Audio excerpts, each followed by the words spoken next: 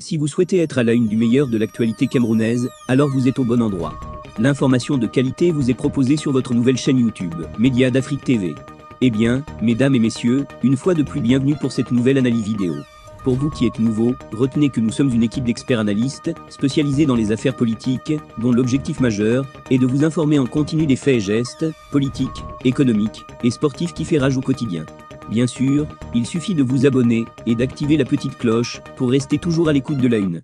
À noter aussi que vos commentaires sont toujours les bienvenus. Bienvenue sur Média d'Afrique TV, votre source d'actualité et d'analyse approfondie. Aujourd'hui, nous plongeons dans la stratégie politique de Maurice Kamto, président du Mouvement pour la Renaissance du Cameroun, MRC, et ses récentes activités sur les réseaux sociaux. Que cache cette activité frénétique en ligne ? Quels sont les enjeux pour la prochaine élection présidentielle ?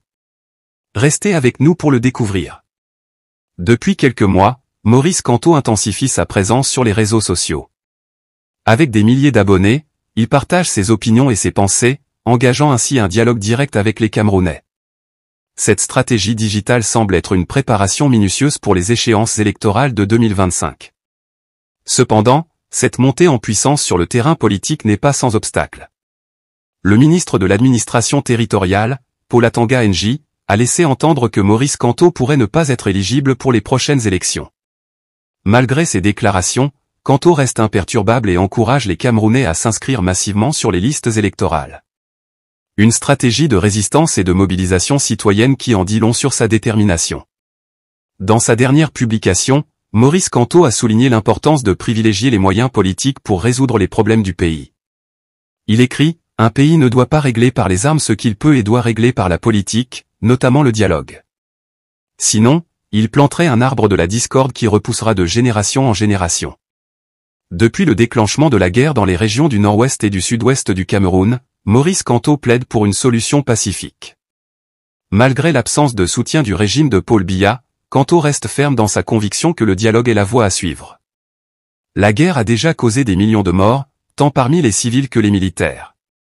Pour Kamto, la paix durable passe par une réconciliation nationale et un dialogue inclusif. Des analystes politiques voient en ces actions une stratégie bien pensée pour la présidentielle de 2025. Maurice Kamto utilise les réseaux sociaux non seulement pour mobiliser ses partisans, mais aussi pour influencer l'opinion publique et démontrer sa capacité à diriger le pays vers un avenir pacifique et prospère. En conclusion, Maurice Kamto se positionne comme un acteur clé dans le paysage politique camerounais, prônant le dialogue et la paix face à un régime souvent accusé de répression. La route vers la présidentielle de 2025 sera longue et semée d'embûches, mais la détermination de Kamto et son appel à la mobilisation citoyenne pourraient bien changer la donne. Merci d'avoir suivi cette analyse sur Média d'Afrique TV. Abonnez-vous, likez, partagez et laissez vos commentaires ci-dessous. Que pensez-vous de la stratégie de Maurice Kamto ? Croyez-vous en ses chances pour la présidentielle de 2025 ? À très bientôt pour une nouvelle vidéo sur Média d'Afrique TV.